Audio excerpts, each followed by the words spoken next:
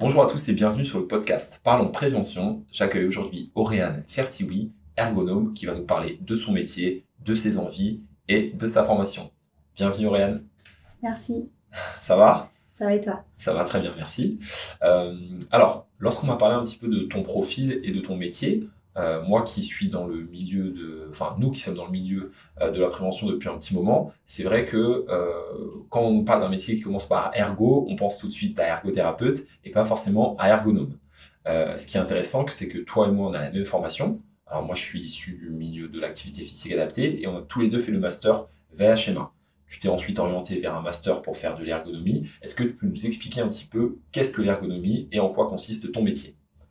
Oui, carrément. Alors en fait, l'ergonomie, même si je reprends un petit peu l'étymologie du mot, tu vas avoir ergo. Ergo, ça va être tout ce qui va être défini comme étant l'activité, mais également le travail. Ok, Et nomie, du coup, c'est la science. Donc en fait, les ergonomes, c'est vraiment tout ce qui va être la science liée au travail. ok, Et c'est là notre différence principale avec les ergothérapeutes, qui eux vont plus être liés à la sphère privée des personnes, tandis que nous, on va être plus sur la sphère professionnelle. Si tu d'accord, veux. Et donc du coup, le métier de l'ergonome, c'est vraiment d'améliorer les conditions de travail des différentes personnes et dans tous les types d'entreprises possibles. d'accord. Quand tu dis conditions de travail, donc là on est dans la prévention, on parle pas de, comment est-ce que je pourrais dire, d'efficacité directe, on est plus sur tout ce qui est postural et tout ce qui est le bien-être physique peut-être? On est sur tout, en fait. Ok, C'est ça qui est hyper intéressant. On va être bien sûr, du coup, sur tout ce qui va être l'aspect physique du travail. Donc, les postures, les différents efforts qui peuvent être liés au travail. Et également sur l'organisation du travail. Donc, comment est-ce que les personnes s'organisent au sein de leur travail, voilà, pour pouvoir le mener à bien. Et également sur l'aspect spatial. ok. Alors quand tu dis spatial, est-ce que Donc tu peux... spatial, c'est en fait finalement comment les bureaux vont être agencés les uns par rapport aux autres, par exemple. Ok, Ça peut être, on peut être intégré du coup dans des projets de conception ok. pour des espaces de travail.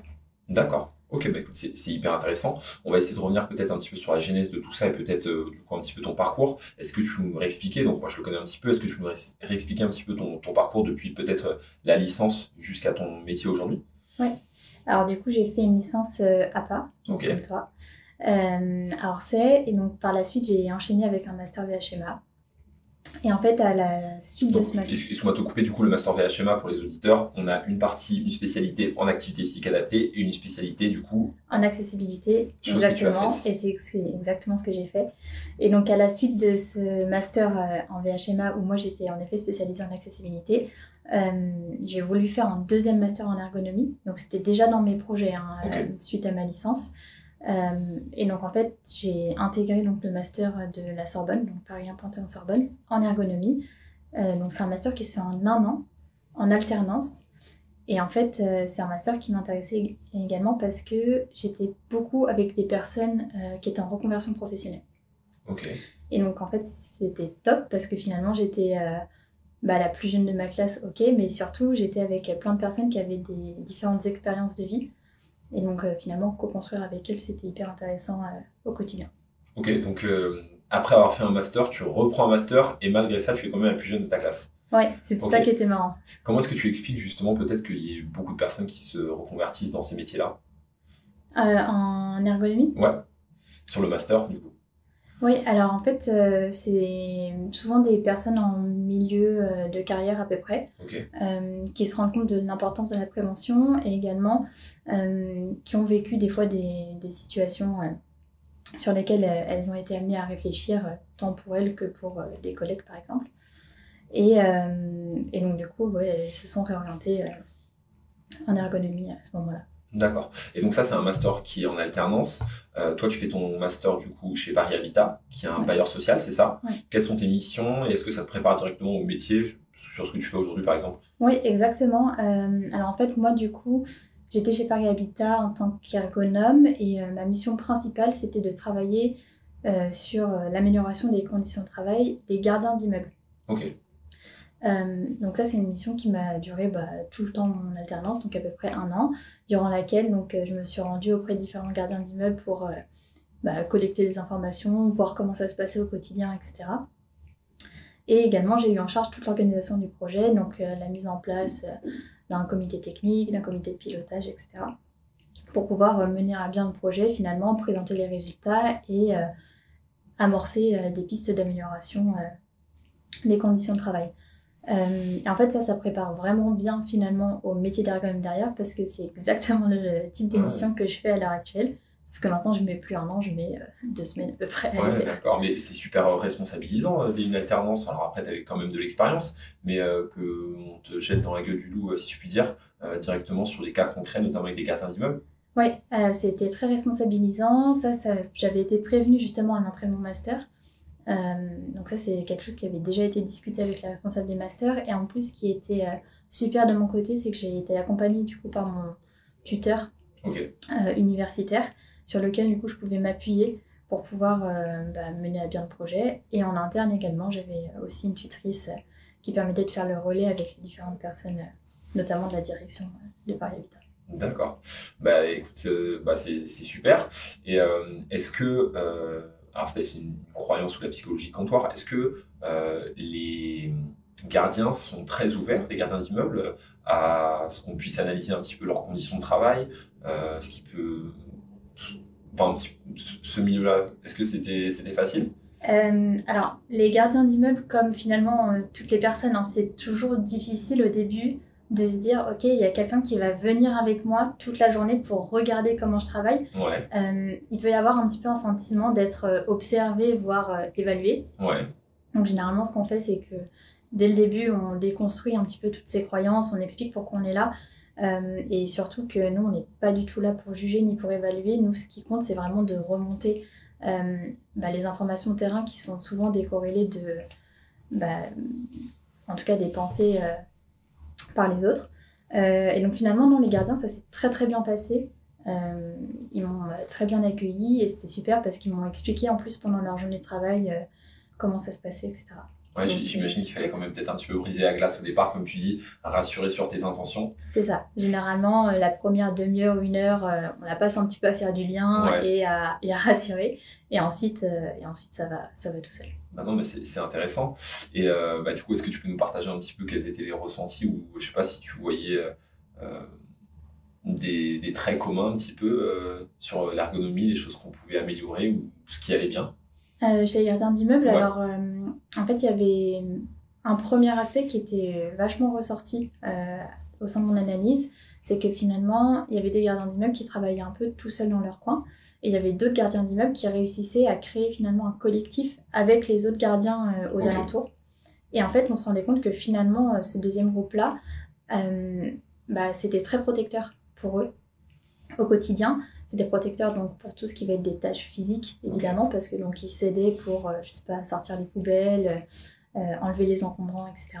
Mais également, c'était protecteur d'un point de vue psychologique et mental, parce qu'en fait, ils avaient un soutien au quotidien sur lequel s'appuyer. Et que des fois, donc, les locataires et le public en général n'est pas toujours très agréable avec les différents professionnels. Tandis que le deuxième groupe, justement, où ils étaient un petit peu plus solitaires, dans ces cas-là, on se rendait compte qu'il y avait en tout cas plus d'accidents de travail qui se manifestaient. D'accord, donc ça, c'est des données que tu as pu faire ressortir de manière objective. Oui, tout à fait. Ok, d'accord, c'est super intéressant et puis des éléments auxquels on n'aurait peut-être pas pensé. Oui. Donc, ok, d'accord, très bien. Et donc, à l'issue du master, qu'est-ce que tu fais? Est-ce que tu poses des questions? Est-ce que ton choix est très clair sur le fait de continuer à être directement dans le métier? Donc à l'issue du master, je décide...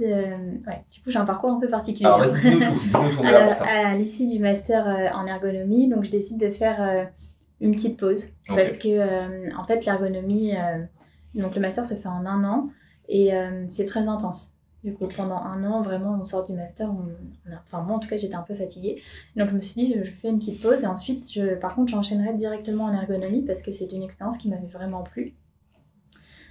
Et que je voulais du coup continuer à en faire. Et en fait donc le master s'arrête en octobre. Et au mois de décembre, on me propose du coup une place chez Paris Habitat, mais pas en tant qu'ergonome, mais en accessibilité.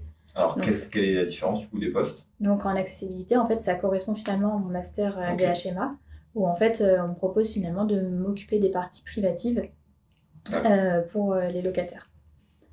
Donc j'accepte. Donc c'était un CDD de 3 mois, je crois, initialement. Ok. Finalement, il dure 6 mois. Et donc, à la suite de ça, je me rends compte que non, finalement, j'ai vraiment envie de continuer en ergonomie. En tout cas, d'en apprendre plus. Et voilà. Donc, finalement, j'arrête avec Paris Habitat. Et donc, je postule dans différentes entreprises. Et aujourd'hui, donc, je travaille chez Moten Technologies. D'accord, donc à l'issue des 6 mois de chez Paris Habitat, le CDD. C'est ça, exactement. Ok. Alors, comment se porte le milieu de l'ergonomie en France? C'est quoi? C'est des agences? Est-ce qu'il y a beaucoup de personnes qui sont en indépendant? Est-ce que tu peux nous expliquer un petit peu ton ressenti? Après, je sais que tu n'as pas 25 ans de métier, mais que tu puisses un petit peu nous donner ton regard neuf sur tout ça. Oui, alors, donc, l'ergonomie en France, en fait, il y a plusieurs façons de la faire, Ouais, si on veut. Donc, en effet, il y a des cabinets de consultants. ok, C'est ce dans quoi je travaille à l'heure actuelle. Donc, dans ces cas-là, en fait, c'est simplement un consultant qui est envoyé en mission, du coup, chez un client. d'accord, Généralement, donc, la mission, elle peut durer de quelques semaines à plusieurs mois. Ça dépend de l'ampleur de la mission à réaliser. Donc, ça, c'est le premier type. Donc, il y en a qui sont également indépendants et à leur compte, mais dans ce cas-là, ils ressemblent vraiment fortement à des consultants. C'est ouais, juste qu'ils sont indépendants. Et ensuite, on a du coup les ergonomes internes. Donc ça, c'est plutôt dans les entreprises qui sont un peu grosses, où on va du coup en retrouver. Et donc eux, donc, ils sont en interne, ils vont pouvoir regarder les différents métiers liés à leur entreprise et donc donc mener les ils sont projets. directement, ils ont un contrat au sein de l'entreprise, hein. D'accord. Exactement. C'est pas peut-être l'agence régionale de santé qui envoie. Ok, Non, d'accord, non, non. C'est vraiment au sein de l'entreprise. d'accord, Et donc voilà. Et donc en fait, eux, par contre, ce qui est la petite spécificité qu'ils ont en plus, c'est que donc, toutes les solutions ou en tout cas les pistes d'amélioration qui vont émerger de leur analyse, ils vont pouvoir les accompagner et voir leur réalisation. Tandis que lorsqu'on est consultant, généralement on préconise et ensuite on n'a pas forcément le retour d'accord. sur ce qui a été préconisé. D'accord, je vois. Bah oui, bah, ça ne m'étonne pas que ce genre de métier commence à arriver, hein. C'est des métiers. Est-ce que tu saurais un petit peu dater l'arrivée de ce métier d'ergonome, excuse-moi, dans le paysage un petit peu? Alors si je dis pas de bêtises, c'est autour des années 80 que ça D'accord, commence à émerger l'ergonomie. Par contre, en effet, hein, c'est très, il y a très peu de personnes qui en parlent. Ça commence à se démocratiser de plus en plus à l'heure actuelle. Et ça va justement avec l'arrivée de la prévention qui se démocratise de plus en plus aussi dans le monde professionnel notamment. d'accord. Et tu dirais qu'à partir d'entreprises de combien de salariés on commence à intégrer à plein temps un ergonome? Parce que Euh, j'imagine que pour des boîtes de 10 personnes, on va rarement avoir un ergonome à plein temps. non, oui, oui. Non, non, non. Généralement, non, généralement, il y a beaucoup plus d'employés que ça. Je dirais environ 1000. Ouais, Mais peut-être qu'il y a des boîtes qui sont plus petites et qui en intègrent dès le début, auquel cas, bravo. ouais, Mais oui, oui, généralement, c'est vraiment des c'est très des grosses grosses boîtes. boîtes. Et en fait, il y a plusieurs raisons à ça, hein. La première, c'est que d'un point de vue financier, ça vaut pas forcément le coup d'avoir un Évidemment. ergonome tout le temps. Et la deuxième, c'est qu'en fait, s'il n'y a pas beaucoup de personnes finalement à aller voir sur le terrain, l'ergonome, peut-être qu'il va pas avoir assez de travail. De matière. Ouais. Ok, d'accord. Bah écoute, c'est super intéressant. J'aimerais que tu puisses nous dire peut-être quels sont les cas concrets, quels sont les réels besoins que tu peux voir ou qui ressortent du coup des grosses entreprises, parce que j'ai envie d'orienter un petit peu l'échange sur ça. Généralement sur une entreprise du coup de 1000, 2000, 3000 salariés sur lequel on a un ergonome, sur quoi on va pouvoir travailler en premier?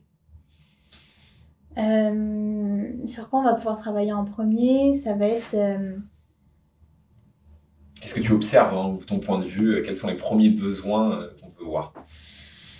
alors généralement les premiers besoins qui ressortent, en tout cas ceux pourquoi on fait appel aux ergonomes, c'est quand il y a des accidents de travail, des maladies professionnelles, etc. De manière récurrente? Oui, de manière récurrente. Et l'objectif finalement de l'ergonome, ça va être d'allier à la fois la santé et la performance. des opérateurs, donc des personnes qui travaillent. Et ensuite, les besoins, donc, ils vont être assez diversifiés hein, selon les entreprises, selon le type de métier qui est réalisé également. Donc souvent, on va avoir des besoins qui vont être liés au physique, au biomécanique. Donc ça, finalement, c'est la facette qu'on voit le plus de l'ergonomie, parce qu'en fait, c'est tout ce qui va être tangible et visible. Et après, il y a également toute la partie organisationnelle qui va être hyper intéressante, parce que finalement, on peut faire des changements plus ou moins rapides dessus, mais qui vont avoir en tout cas des importances assez grandes. T'as un exemple concret pour ça? D'un point de vue organisationnel, Ouais. par exemple? Alors, oui. Donc, il y a une entreprise où, en fait, c'était des personnes qui étaient sur un chantier. Ouais. Et en fait, on s'est rendu compte que la préparation de poste a été très importante parce que donc, les personnes, quand elles allaient travailler, donc elles préparent leurs affaires, etc. Elles vont sur le chantier et des fois, elles oubliaient des outils. Quand elles oublient des outils, il faut du coup qu'elles ressortent du chantier, qu'elles aillent chercher les outils correspondants, qu'elles reviennent, etc. Et en fait, on s'est rendu compte que ça, finalement, c'était quelque chose qui pouvait être très impactant au quotidien, parce que non seulement ça leur fait perdre du temps, mais ça leur rajoute des efforts, ça leur rajoute de la charge mentale également, etc. Donc tu peux avoir des choses comme ça, tu peux avoir des choses... Et du coup, par exemple, pour cet exemple-là, comment est-ce que tu fais pour agir concrètement si c'est un oubli? Alors, si c'est un oubli une fois de temps en temps, hein, c'est Ouais. pas grave. Mais par contre, si on se rend compte que c'est quelque chose de récurrent, peut-être que dans ces cas-là, ce qui est intéressant, c'est d'en discuter avec les opérateurs directement, Ok. de voir avec eux pourquoi finalement ils agissent comme ça. Est-ce que juste ils n'y ont pas forcément pensé, ou est-ce que finalement pour eux c'est volontaire parce que, je sais pas, parce que sinon s'il y a trop d'outils autour d'eux quand ils travaillent, ça peut les mettre en danger. Donc voilà, donc il faut toujours creuser le pourquoi du comment finalement avec les opérateurs. Et ensuite, donc, on en discute tous ensemble et on essaie de trouver différentes solutions qui peuvent être mises en place. D'accord. Ok, écoute, je vois concrètement, c'était très clair. Là, tu me parlais de chantier. Généralement, tu es plutôt sur des métiers manuels, sur lesquels le corps est soumis à un coup d'épreuve, ou tu es aussi sur des entreprises, je sais pas moi, par exemple, un cabinet pharmaceutique ou une entreprise sur laquelle on n'a pas de tâches physiques. Alors, moi, à l'heure actuelle, je suis Ouais. beaucoup sur les tâches physiques parce que du coup, je travaille dans une entreprise qui a développé des capteurs. Ouais, tu vas nous en discuter, tu Ouais. nous en parler tout à l'heure. Mais du coup, c'est des capteurs d'effort musculaire et en fait, donc c'est aussi pour ça que les entreprises font appel à nous à l'heure actuelle. Mais les ergonomes peuvent travailler partout. Donc Ok. vraiment dans tous les types d'entreprises. J'avais des camarades de promo qui ont travaillé sur des personnes qui étaient en travail de bureau, Ok. finalement. Très difficile hein, à faire parce qu'en fait, finalement, l'activité n'était pas physique, donc c'était difficile de voir ce qui se passait. Tout se passait sur l'ordinateur et il n'y avait pas forcément le cheminement de pensée qui était accessible également. D'accord, c'était quoi les leviers, par exemple, pour ce genre de travailleurs-là? Alors, j'ai plus le détail de ce qu'elle avait réalisé, mais par contre, je me souviens que pour essayer de comprendre finalement ce qui se passait, elle avait organisé des groupes de travail avec les personnes, et en fait, elle leur avait demandé finalement de décrire leur journée de travail, mais vraiment très finement, comme si elle était une stagiaire de 3e, quoi, qu'elle ne comprenait rien, et comme ça lui permettait de comprendre un peu plus ce qui se passait, en tout cas dans la tête des personnes qui travaillaient. D'accord. Ok, écoute, c'est intéressant. Alors, est-ce que tu peux nous parler un petit peu du coup de ta boîte, Ouais. ton intégration lorsque tu es rentré dedans après tes 6 mois chez Paris Habitat et ce que vous faites? Oui, alors donc du coup, moi je suis rentrée chez Motem Technologies, donc juste après mes 6 mois à Paris Habitat, donc ça devait être au mois de septembre. D'accord. Donc l'intégration s'est très bien passée parce que mon premier jour, on est allé en séminaire. Ok. Donc, comme ça... donc ça c'est pas mal déjà. C'est une bonne intégration. Et donc en fait, donc c'est une boîte qui a une petite particularité, qui a développé des capteurs d'effort musculaire. En fait, c'est des capteurs... Tu connais l'EMG ? L'EMG, oui, bien sûr. Okay. Bien sûr, j'allais y venir. Alors, du coup, je sais qu'il y a certains détracteurs aussi de l'EMG lorsqu'on parle de l'EMG en général. Tu vas pouvoir nous en parler, mais je sais que pour les cas spécifiques, ça peut être intéressant de prendre des mesures d'activation musculaire. Ouais, Alors, c'est ça. je vais donner ma définition, tu Ouais. me diras si c'est ça, et puis comme ça on va pouvoir en discuter. Du coup, utiliser l'EMG, ça nous permet en fait, sur un mouvement précis, de voir le niveau d'activation musculaire sur chacun des muscles. Et je sais pas, par exemple, si on récupère quelque chose par terre, voir si on va peut-être plus utiliser les muscles des cuisses, des fessiers ou du dos, c'est ça? Ouais, en fait, c'est exactement ça. La toute petite différence, c'est que du coup, nous, on fait pas de l'EMG. Ok, On fait de la MMG. Donc, en fait, la MMG, c'est la mécanomyographie. Et donc, la différence avec l'EMG, donc l'EMG, c'est finalement, c'est des capteurs qui vont capter l'influx électrique qui est transmis aux muscles juste avant la contraction. d'accord. Tandis que la MMG, finalement, donc nous, on va capter donc la vibration émise par les muscles, qui est retransmise du coup à la surface de la peau lorsque les muscles se contractent. Ok. La différence principale avec l'EMG, c'est que du coup, nous, on est beaucoup moins précis.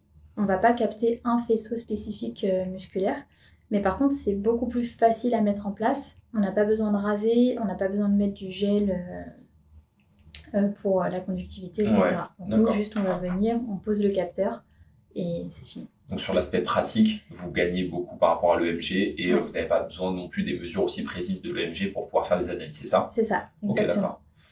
Exactement. Et donc, du coup, donc, nous, on est appelé dans plusieurs cas. Donc, un des premiers cas, ça peut être pour faire en effet une analyse de poste. Donc, comme je disais, finalement, quels sont les muscles qui travaillent le plus au sein d'une journée de travail, à quel point est-ce qu'ils travaillent dur ou pas, et donc finalement, lesquels sont prioritaires, en tout cas, ce sur quoi on oriente les solutions derrière. Donc, ça, c'est une première chose. La deuxième chose pour laquelle on peut être appelé, ça peut être sur la comparaison. Par exemple, sur du test de solution, on va voir finalement cette solution-là, elle nous permet en effet d'être beaucoup plus performant à moindre coût musculaire. Alors, qu'est-ce que c'est qu'un test de solution? Si tu peux nous redire ça. Alors, un test de solution, ça peut être donc, dans une entreprise qui veut mettre en place une solution, Ok, un outil spécifique. Typiquement, je travaillais pour une entreprise qui voulait tester des escabeaux. ok, Donc, j'y suis allée, et donc en fait, ce qu'on a fait, c'est que donc j'ai positionné les capteurs et on a regardé finalement quel escabeau permettait d'avoir le moins d'efforts musculaires possible. d'accord. Ok, écoute, merci Aurélien pour ton exemple qui est hyper intéressant. J'aimerais qu'on revienne peut-être un petit peu plus sur les postes qui sont peut-être un petit peu moins physiques. Parce que c'est vrai que tout de suite on voit l'intérêt en tout cas de ces technologies-là et de ton métier sur les métiers dont on va dire physiques un petit peu. Au-delà de mesures avec des capteurs, est-ce que pour le plus grand nombre tu pourrais nous donner des recommandations ou des éléments tu vois de manière récurrente sur des mauvaises postures, sur des choses qu'on pourrait améliorer pour des personnes qui travaillent en bureau par exemple? Oui, alors pour des personnes qui travaillent en bureau, il y a plusieurs possibilités d'action. Ouais, En effet, il y a tout ce qui va être de l'ordre de la posture, donc notamment au niveau de l'écran. ok, Un petit conseil généralement qui est donné, ça va être de travailler sur un deuxième écran si c'est possible, et en tout cas si c'est pas possible, de surélever son écran. alors pourquoi tu dis un deuxième écran? Alors parce que sur un PC portable, Ouais, généralement, l'écran est assez bas ok, et le clavier est relié. d'accord, Alors que si on a un deuxième écran, ça nous permet d'avoir un écran qui est un petit peu plus haut. d'accord. Et donc c'est plus intéressant. On va être finalement moins avachi pour regarder son écran, et donc ça fera moins mal finalement au dos et à la nuque. D'accord. Et donc, ce genre de douleur et de pathologie qu'on peut voir, notamment au niveau de la nuque, j'imagine que c'est des choses que tu dois voir, enfin, qu'on voit de manière bien plus importante, ne serait-ce que même par rapport à 5 ans, et encore plus que par rapport à il y a 10 ans, non? Oui, c'est quelque chose qui se démocratise malheureusement Ouais, de plus en plus, en effet, avec du coup tous les travails de bureau. Il y a aussi toute la question du télétravail, ouais, parce que maintenant de plus en plus de personnes font du télétravail et c'est super. Par contre, ce qui est un peu moins super, c'est qu'au niveau du poste de télétravail, souvent il n'y a pas de vrai bureau. On travaille sur un PC portable uniquement. Et donc finalement, on n'est pas dans une posture en tout cas optimale pour sa santé. Et est-ce qu'il y a une législation un petit peu par rapport au télétravail? Est-ce que les entreprises sont tenues de donner des conditions de travail décentes au-delà de l'ordinateur et des informations qu'on connaît déjà, ne serait-ce que pour l'ergonomie, justement? Il me semble que chaque entreprise fait un petit peu comme elle le sent en fonction de ça. Par contre, en effet, c'est vrai qu'il y a de plus en plus d'entreprises qui proposent à leurs salariés alors soit du matériel spécifique juste pour le télétravail, donc dans ce cas-là, elle leur fournit directement, soit sinon une enveloppe et les salariés peuvent choisir eux-mêmes le matériel qui leur convient. D'accord, un budget pour qu'on puisse s'adapter au domicile. C'est ça. Au domicile, exactement. Ouais. Ok, d'accord. Bah oui, je pense que ça coule de source et puis bah, je pense que ça va se faire de manière de plus en plus importante, en tout cas dans les prochaines années. Est-ce que ton métier, tu abordes aussi, avec les personnes avec lesquelles tu travailles, la notion d'activité physique, le fait de pouvoir bouger, utiliser son corps justement pour éviter un petit peu les mauvaises postures, les accidents de travail, ce genre de choses-là? Oui, alors ça on l'aborde dans deux facettes du travail. Donc dans tout ce qui va être travail sédentaire, on en parle notamment. Typiquement, une recommandation qui peut être bien, c'est de mettre une alarme sur son téléphone toutes les 45 minutes. Okay. Et toutes les 45 minutes, on se dit qu'on se lève, on va faire 3 pas, etc. Et ensuite, on revient à son poste. Ça permet justement de lutter contre la sédentarité. D'accord. Ça, c'est un premier point. Et le deuxième, c'est pour tous les postes qui vont être beaucoup plus physiques. Dans ces cas-là, on parle plus notamment de la préparation du corps à l'effort. Okay. Il y a de plus en plus d'entreprises qui font appel justement à des appâts pour finalement mener des échauffements ou montrer un petit peu différents types d'exercices qui peuvent être réalisés, qui peuvent être en lien avec justement le travail de la personne derrière. D'accord. Et est-ce que tu as déjà pensé à utiliser ta double casquette appât et ergonome pour pouvoir proposer des solutions? Alors, j'y pense et je le fais justement en tant qu'ergonome dans mes recommandations. Du coup, je vais pouvoir jouer un petit peu sur cette double casquette-là. Mais sinon, je fais pas d'appât, en tout cas, sur cette facette-là. D'accord, je vois. Est-ce qu'aujourd'hui, en France, ou même dans le monde, je sais pas, on a un ergonome un petit peu porte-étendard qui est peut-être connu un petit peu médiatiquement et qui peut un petit peu démocratiser ou faire dépasser les messages de prévention autour de votre métier? Alors justement, ça c'est quelque chose pour lequel les ergonomes sont très mauvais à l'heure actuelle. C'est-à-dire parler de leur métier et parler simplement de leur métier.